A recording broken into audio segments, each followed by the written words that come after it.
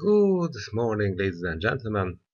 Now it's time to talk about the fiscal policy because in the previous sections we were talking about mostly about currency or monetary policy, and as you were able to see that all of them were related to the euro. So all of them was the result of euro, or it was the requirement of euro, or it was a historical background of the creation of the euro.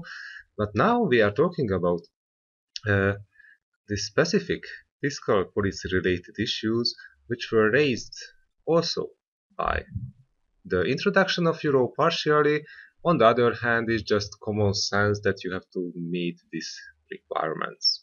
So how euro changed fiscal policy, this will be the subject of this and the next lecture and this topic. So first of all, when we have to talk about fiscal policy, we can look on the data collected by the Eurostat about the structure of government expenditures on average in the European Union. And we can see that, okay, there is a pie chart, but the numbers in the pie charts are representing as a percentage of the GDP, so we can see that actually how important these components are. And we can see that actually majority of spending are related to social protection, so actually pension systems, and also a significant part is related to healthcare, so it's 7%, and then the remaining is actually divided to different pieces like education with nearly 5% of the GDP, or economic affairs, so usually state-owned enterprises or public procurement processes or some sort of interactions with the economy when the state purchases something or orders something to build, uh, and also we can see that yeah, so these are the most significant components here, and also public order and safety. It can be important. Defense, it's small. You know that the NATO would require 2% of the GDP, so it's since 2016 actually it was increasing, but not too much. And general public services to operate the state.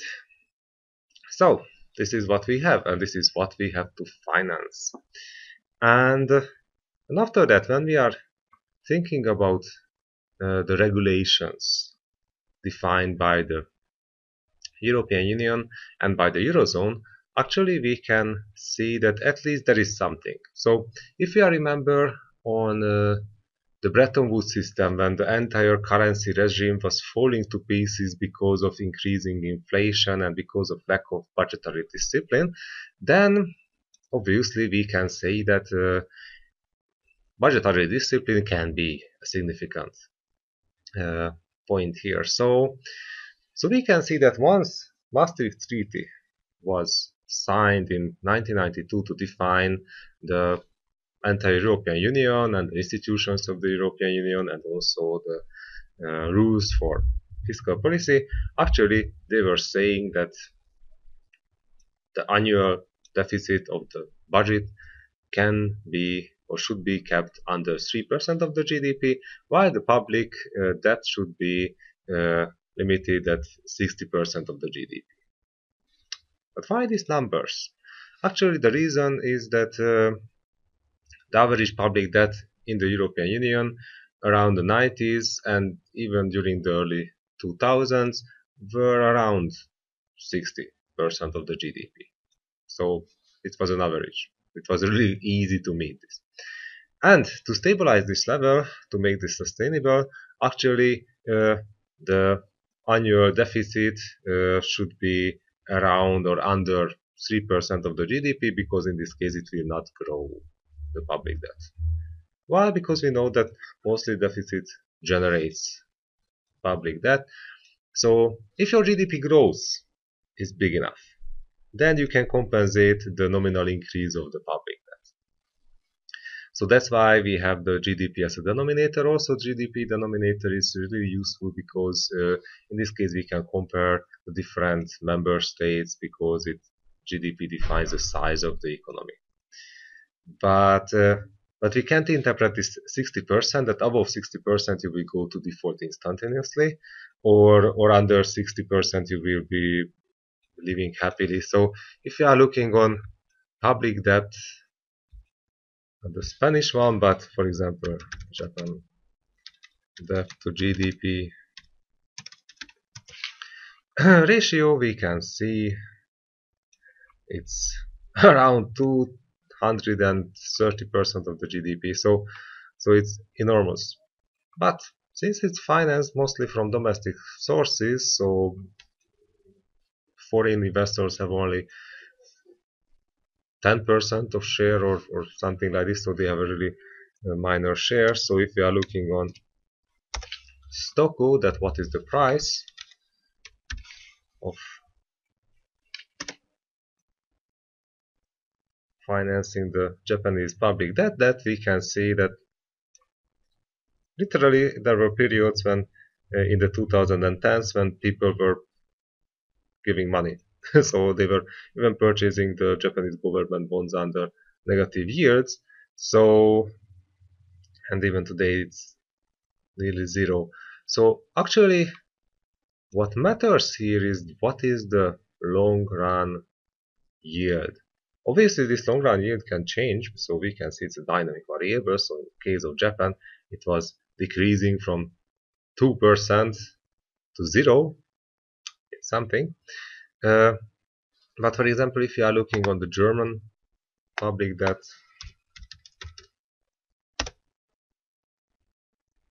so we can see that there was also an increase in the 2010s when Germany had to bail out banking system. Okay, in their case it was not that dramatic, but still they needed fiscal stimulus to compensate the crisis.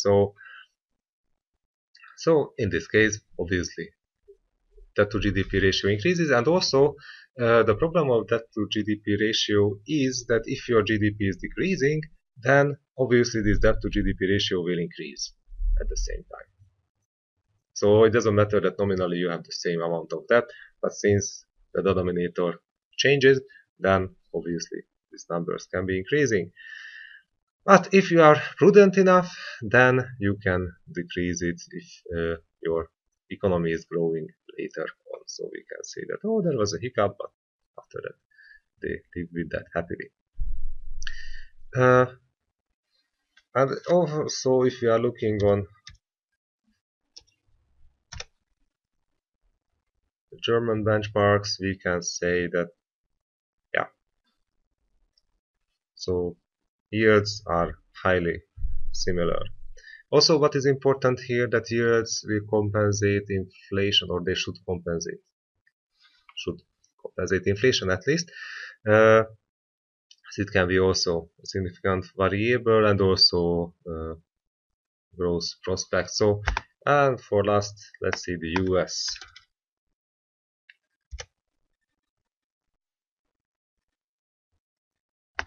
Debt to GDP ratios, and we can see that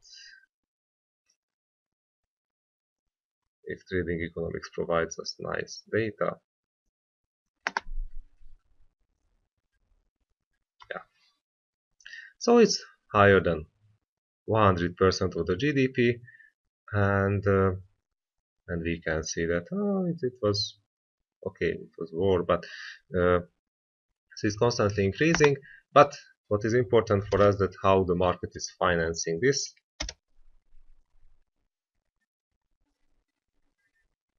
They are financing it with really, really cheap or under really cheap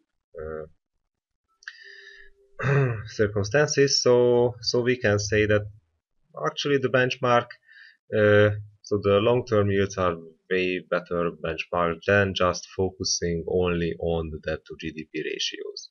So this should be a clear message for you. Because also we have another function here, and this can be the structure of the debt. So the maturity structure of the debt. So if we are saying that, okay, this is the public debt here.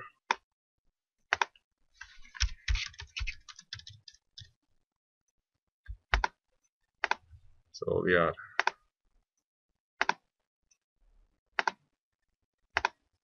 moving this somewhere.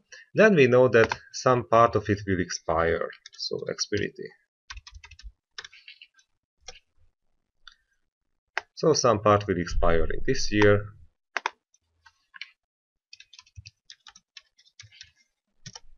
Then some part of it will expire in the next year. So we can say that it's 1 year. Then also we can say, oh, it will be just expire 2 years later. Maybe this is just for 3 years, 4 years.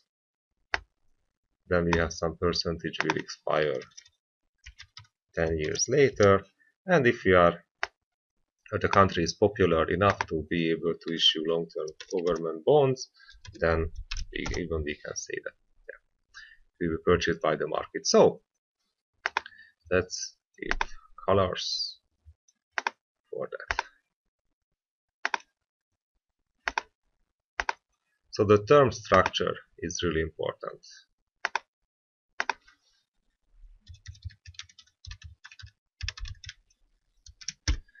Of this debt, because if it's scattered enough in time, then obviously only this part will expire in this year.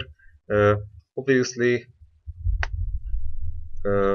if this expires, then we can say that okay, we have the deficit for this year also, so budget deficit.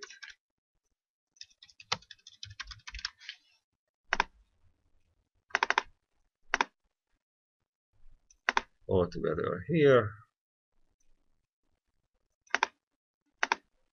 And then actually we should renew such amount of debt. So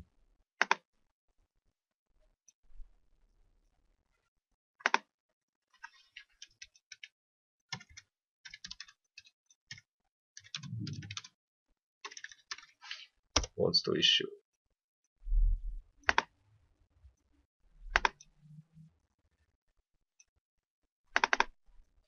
So in this year.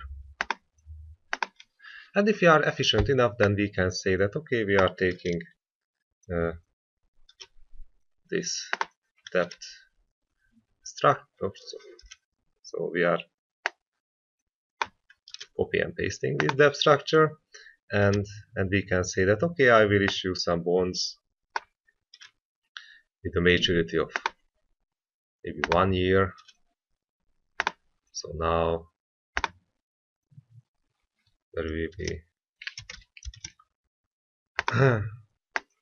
something here. Then we can say that oh, let's move it here as well. So there will be new public debt at the time 2 year of maturity. Then we increasing our long-term debt as well. So now all of this will increasing a bit here.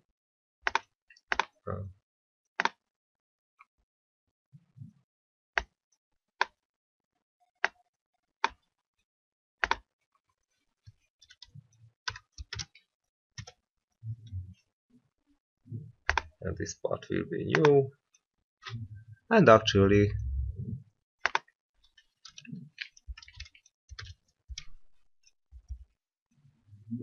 we were able to renew our debt without any kind of complications. So after that we can say that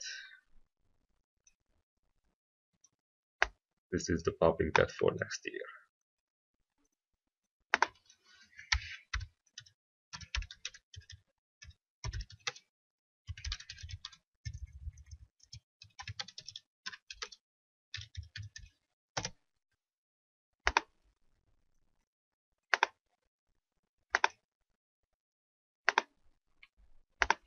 So we don't want to repay our public debt. That would be stupid. Why? Because the economy needs public debt. So obviously banks will purchase a significant part of it. So it will be on the asset side of the bank in their balance sheet.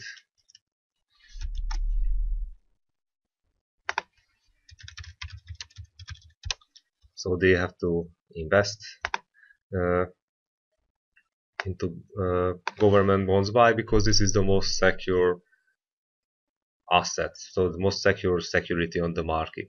So it has way lower risk than providing loan to a private client, to provide a loan to a company. So the state is the most secure debtor. Also, we can say that at the same time, insurance companies should uh, keep government bonds in their hands, and also uh, investment funds.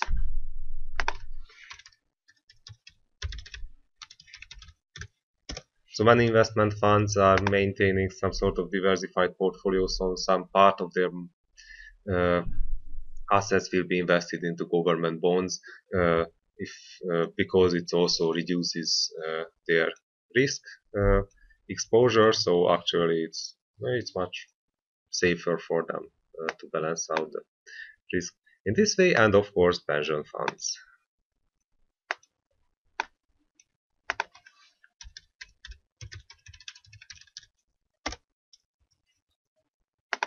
And we should never forget about the foreign investor who lives here as well. So, so all these investors will create a demand for this kind of bonds. So the maturity structure matters as well, and also the investor structure. So if uh, the we have not enough domestic savings, or it's not accumulated efficiently by the financial uh, infrastructure, so all the institutions, financial institutions in the economy, they are not able to collect it, they are not able to aggregate it, they are not able to invest it, then actually mm, you need more and more the money of foreign investors, and it means that you will be more and more exposed to exogenous shocks, external shocks, global liquidity spillovers, and all other shocks coming from outside. So it's not if foreign investors should sell your bonds, it's maybe not their problem. Just they have to reduce their losses or cover their losses elsewhere. So yeah, so they are not bad guys. Just they have to operate as well somehow. So that's why it can be a tricky issue. Okay, so after defining that, okay, the deficit to and debt to GDP ratios are significant, just this 60% is not a red line, then we can think about that and how this was regulated. So, okay, in Maastricht Treaty they defined that to enter the Eurozone, you meet these requirements. Then, several years later, in 1998, they created the Stability and Growth Pact to define sanctions if someone is not meeting this. Because at the beginning, it was everybody was really happy that now we will have euros and that will be the entrance requirements. But just after that, still you have to maintain the rules for all the countries who are inside now in the club, and that was the Stability and Growth Pact. To say that, okay, if you are not able to meet this requirement, so your deficit will be higher, for example, then you can have sanctions. So 0.2 and 0.5% of your GDP should be put as a deposit, and also cohesion fund payments can be suspended. Except if you are in a severe recession, so GDP is decreasing more than 2%. However, if your sanctions should be approved, so it's not an automatic issue that instantaneously they are taking the money away from you. It should be supported by the ECOFIN. So it's not just the Commission who is defining it, but the ministers as well from the national government. So so it happened in the early 2000s. So in 2001, Portugal was fined for their excessive deficit, and or they were fined. But once France and Germany was also above the defined levels, then actually they were not sanctioned because they were too big to be sanctioned. So politically they were able to motivate them. ECOFIN or the rest of the financial and economic ministers to vote as well, and after that the European Commission was really angry. So after that, Stability and Growth Pact became a kind of a joke because after that it lost its credibility. So if you are not punished for something you are committing, then who cares about this rule?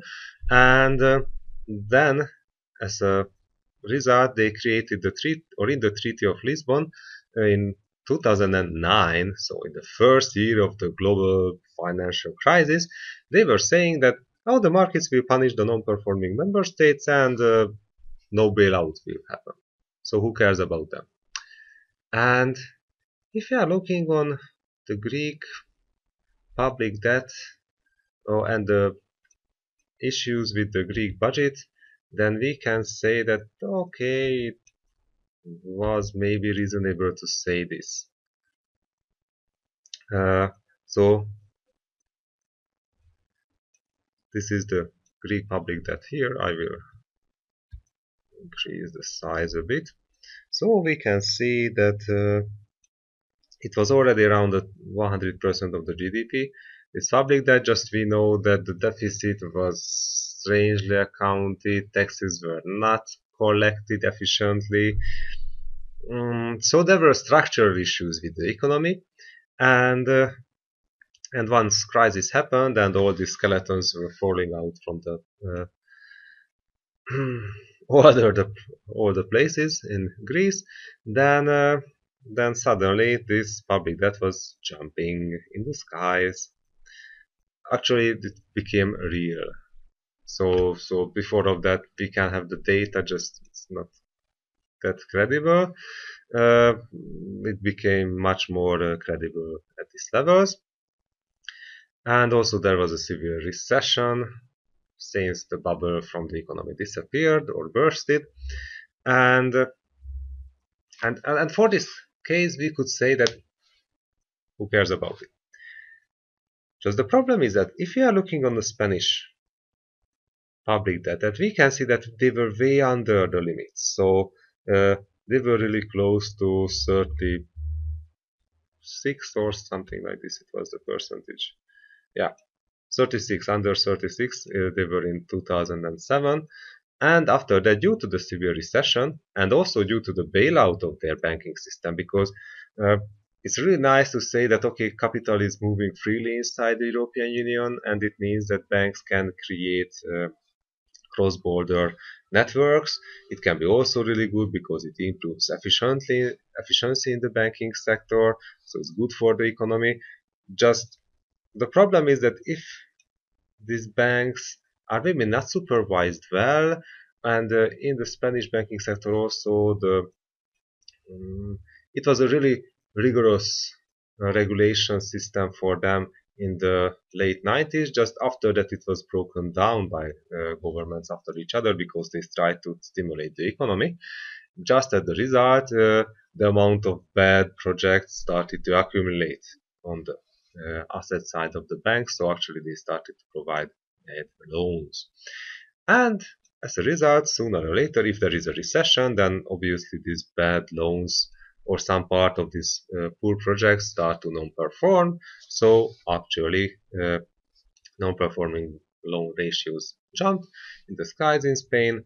They had to bail out the banks, and these banks had many cross-border relationships everywhere in the European Union. So you can say that they are on their own, because if they are on their own, then it means that lending by the Spanish-backed banks will stop elsewhere as well if the parent company struggles. So so that's why it's a bit dangerous. And also the problem is that if usually government bonds are not just purchased by the domestic banking system. So if you are going back here, then uh, in the European Union, banks will purchase foreign countries, but EU member state countries uh, public debt as well. So they are on the if you have a German bank, then they will purchase French, Spanish, Italian government bonds as well because they can achieve higher yields there. It's a bit riskier, but they can live with that. Or they before the crisis they were able to live with that. So if you are having a bank default or default of a country somewhere inside the eurozone, then instantaneously it will have an impact on all the banking sector elsewhere as well. Uh, and also it will have an instantaneous economic impact as well because of the lending channel stops. So we want to avoid it. So that's why we can see that it was a really crazy idea and it was a really terrible idea. So in this case, politicians were looking for the easiest way, not the hardest way to sit down and to have compromises, further compromises, how to stabilize budgets, how to maintain, how to obey the rules. They were saying that, oh, it will be done by market forces and then we can go to golf club and do something. So no, you can't do this. That's why you are sitting in the parliament. So, uh, and as a result, then there was a really mm, problemless period. This is what is called as the euro or the sovereign crisis in the eurozone. And as one result, they had to define or refine the fiscal regulations today. So before this crisis. Actually, the European Commission was saying that, oh, we are not satisfied with this deficit and with your public debt, and you have to do something. So there was not so much added value here. After that, they created. This is one of the most significant component here. They created the European semester. So it means that before the government, the member state accepts the annual or the next year's fiscal plan, then they have to elaborate it. They are creating the plan, but before sending it to the parliament to accept this, they have to send it to the commission. Then the commission makes some requirements, changes, and so on, recommendations, obviously.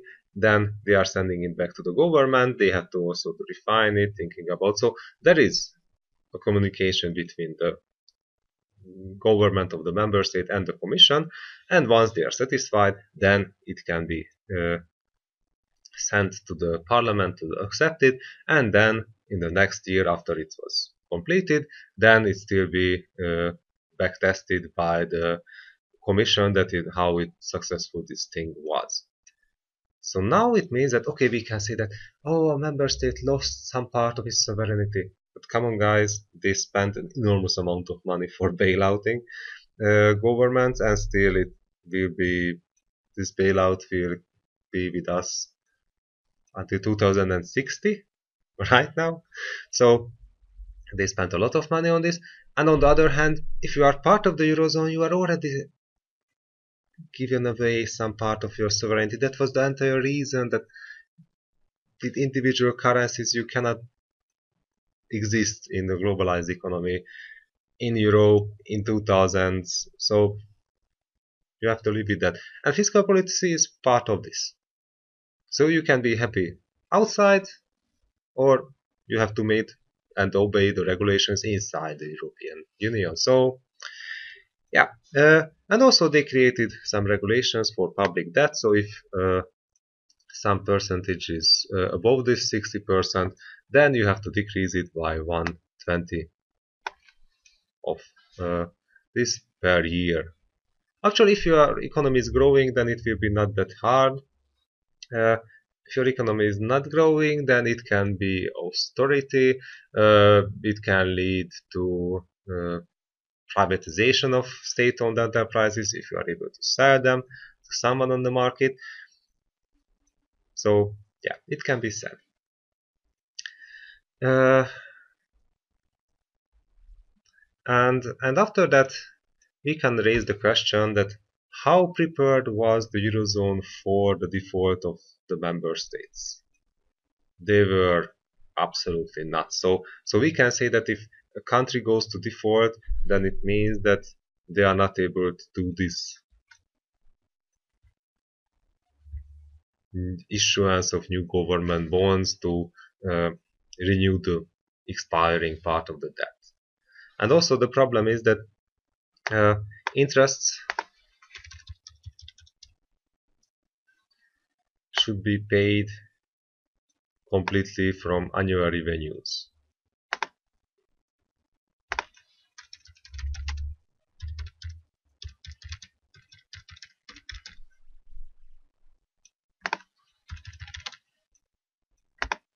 So if you have high debt and high interest rates, actually you are taking away money from other sectors like healthcare, like education, like all other uh, state functions. Uh, so that's why you are also motivated to keep the public debt low because sooner or later it will create a giant hole in your entire budget and it just takes source resources away from the government. Uh, so the problem appears when actually yields are starting to increase. So if you are looking at the Spanish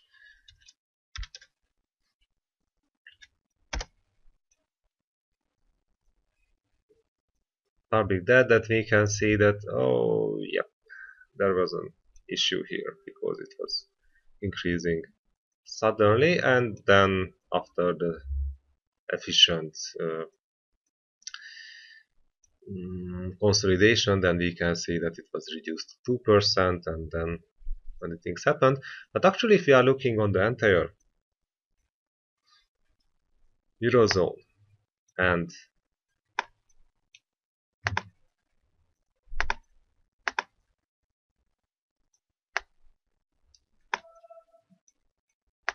the long-term yields of their public debt, then we can say that mostly all member states inside the Eurozone have similar or had similar long-term yields. There were outliers, so obviously there is Greece with this terrible 30% of long-term yield, so that was the reason why they had to be consolidated. Without the European Union, they would went instantaneously to public default, or the banks would lose their money. Also, their households and companies would also lose their money, so that would be even bigger disaster. So there was a custom to cry about Greece that, oh, how terrible was them to meet all the requirements of the European Union. But come on, guys, don't be ridiculous. If someone has an economist degree, some sort of knowledge about finance, then you should know that if you have deficit and if you have public debt, you have to pay for it because otherwise you are generating chaos. And now I don't think that they learned the lesson, but at least they are under supervision of the European Commission since most of their public debt is managed by EU funds. Uh, and also we can see here other outliers like Latvia, Lithuania, but uh, since then they were able to consolidate themselves, so it was a short-term hiccup. Also we can find here Portugal, we can find here Ireland, which were also consolidated, and also Portugal was had problems with also poor growth. In the case of Ireland, it was completely the banking sector, which was overgrowing uh, and mostly it was supporting sometimes offshoring interests, so tax optimization of multinational companies or offshoring interests of foreign investors who wanted to avoid domestic taxation. So mostly it was inherited problem, not there. Also, there is Cyprus with similar problems. The banking sector, which is too big, and its support and it's managing money of foreign investors who don't want to pay taxes at home. Sorry, tax optimization. And yeah, so actually Spain is also fitting this game, but we can see that they were not that outlier like other countries. And then we can see Italy, and I'm completely afraid of Italy because they have enormous public debt, not just in level of GDP, but in sheer amount of money, what is uh, considered as Italian public debt. So they are completely different level than Greece or even Spain. So it's the European Commission. That's why they are monitoring them really carefully, because if something would burst there, then all the money on the planet would be not enough to consolidate this country. So, so actually, what you can do if you are going to default, then actually you can negotiate with your private investors in the field of London club. It will be really hard because you have nearly infinite amount of private investors. In the case of Paris club, so if you have sovereign debt, then still you can sit down with some countries, just it will be still a troublesome issue. And also we know that since Bretton Woods conference, so since the last year of the Second World War, we have IMF with us as a non-profit uh, credit institution owned by the United Nations, and they are providing you loans. But also we know that the funding of the IMF is coming from the IMF member states. So if they need to lend out a lot of loans to countries in trouble, then they have to take up loans from countries like the US, countries in the European Union, Japan, China, or Saudi Arabia, and other donor countries. So they can't give you money instantaneously. And also they have to repay this debt to their donor countries. Uh, and if the troubles are inside the European Union, then it will be a bit harder to get IMF funding. So this is where we are stopping today, because next week we will talking about all the issues what was implemented in the 2010s to overcome this debt crisis inside the EU. Take care and goodbye.